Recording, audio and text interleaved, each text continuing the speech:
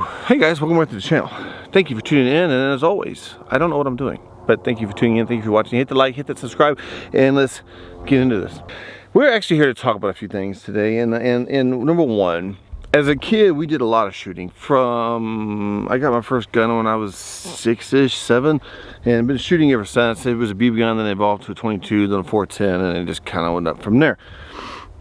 We used to back then, just this big box of about 500 rounds for $5. Just $5, like it was $4.99. It was a big green box, had Thunderbolt on there. We used to get a bunch of just 22 ammo, and we would just go to town. So what we brought to you today is 22 ammunition. And when we talk about 22 ammunition, usually we use a flat plinking. I have it like a sniper rifle. You can just practice shooting, trigger pull, sight alignment. Have it in a little AR-15 type deal where you could practice all kinds of stuff. Just with the 22, it's cheaper ammunition. You could just, I don't know. But as a kid, we used to shoot a lot of 22 ammunition, and it was just regular 22 ammunition. Just regular, I don't know, whatever you want to call regular ammunition. It was just regular 22 ammo. But then I remember my grandmother brought home some hollow points one day, and I thought, man, that was so cool. Hollow point 22 ammunition. And then I got a little older, and I thought, I don't even think it does anything. It's just hollow points. It's a gimmick. But as an adult, how effective is that hollow point ammunition? Is it different? Is it better than just regular ammunition? I'm not sure. And the reason I ask these questions is because I know people that use a 22 for self-defense. And you're saying, why? It's not a very effective round. Look at it this way.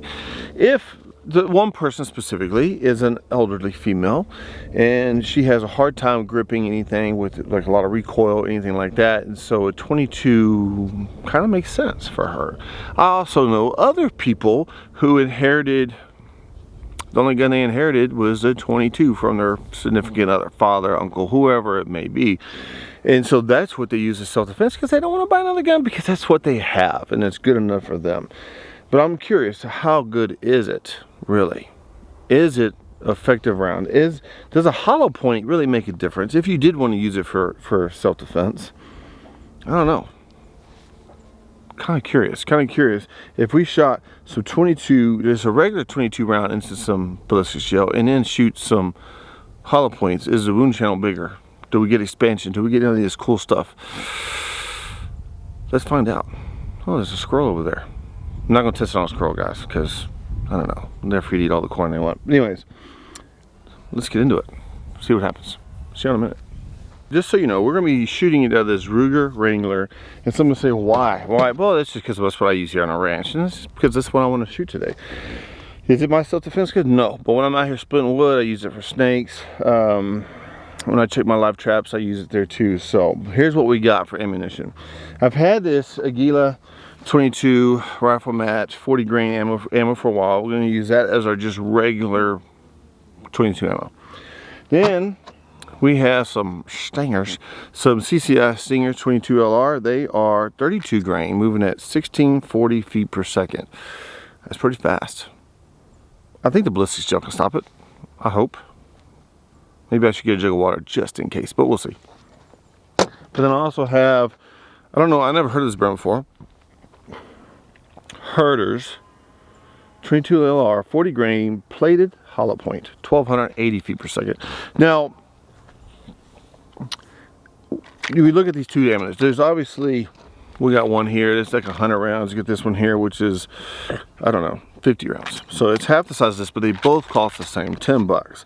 So this one here, you might be like, well, I get more ammo for 10 bucks, and I get twice materials here, whatever floats your boat. But let's look at the damage to the ballistic gel before we judge too much on price. Cheap one could be better, expensive one could be better, who knows? I don't know. I'm talking too much. Let's start shooting. I'm tired of it already. All right, guys, what we have is we have all 3 rounds in the cylinder. First is the Aguila regular ammunition, the CCI Stinger, and the Herder's. I guess I'm saying it right.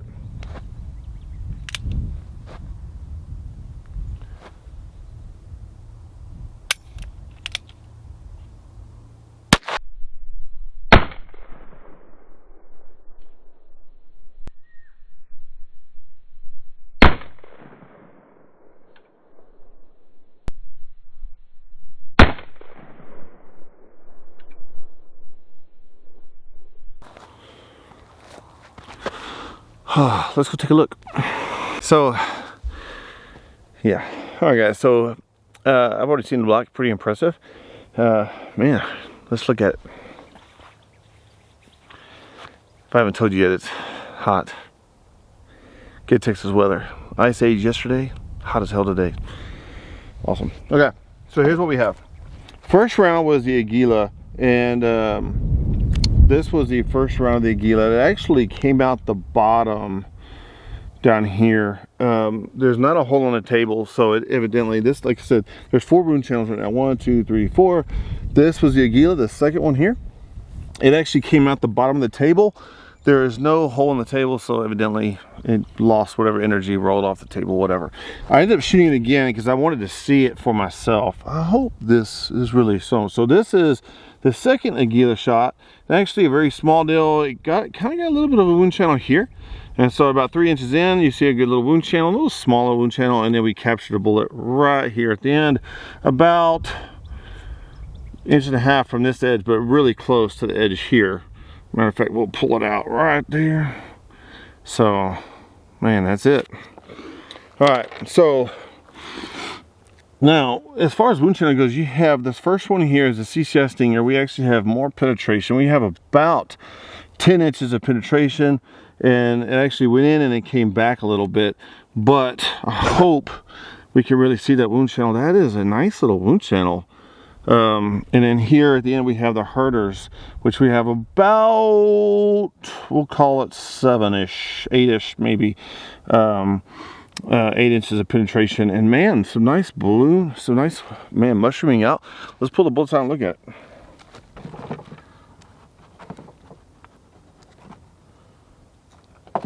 Oh man, that's beautiful. So got the herders out first. See, I know it likes to, camera likes to focus on this right here, but hey guys, just calm down. I'm gonna step out of the camera so y'all can focus on the bullet here.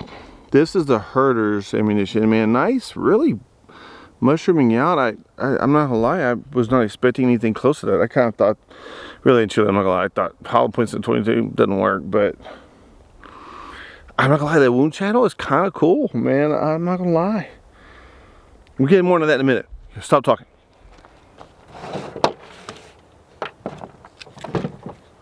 We are closer to here.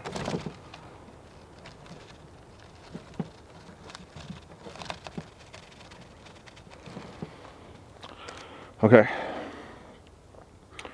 So this right here is our CCI Stingers, and this is, I mean, the mushrooming round isn't as pretty as the herders for sure. We did get more penetration. Now that I've jacked all these up, the wound channel is more impressive, I would say, on the Stingers for sure. Down here, you definitely have a wider one in here, but I'm not gonna lie, I'm actually impressed with both of these. And so some of y'all go, well, still, why in the world would you use a 22 for self-defense or for whatever? Maybe you can use it just to shoot varmints, but maybe you want some for home defense. I mean, if you are like that older female I talked about earlier, if you're like a female or a male, I mean, really, truly, it could be anybody that doesn't like the recoil, doesn't like anything like that, but the ammunition's cheap. I mean, for 20 bucks, I got 150 rounds. You can't do that with 9. You can't do that with 45. You can't do that with any other one. And if you have the gun and you want to, I don't necessarily recommend the Wrangler for self-defense because you only get 6 rounds. You're going to reload, and it's not easy. It's not fast reloading. There's no moon clips or anything you can get for it. It's a slow process for reloading. It's one at a time. One at a time. Anyways, but if you have one, there's mag-fed 22 pistols out there. I have some that you can just pop it into the mag really fast, really easy, and keep defending yourself if you need to. 22 could effectively be a good home defense round if that's what you have and that's what you want to use for whatever reason. I'm not here to judge you.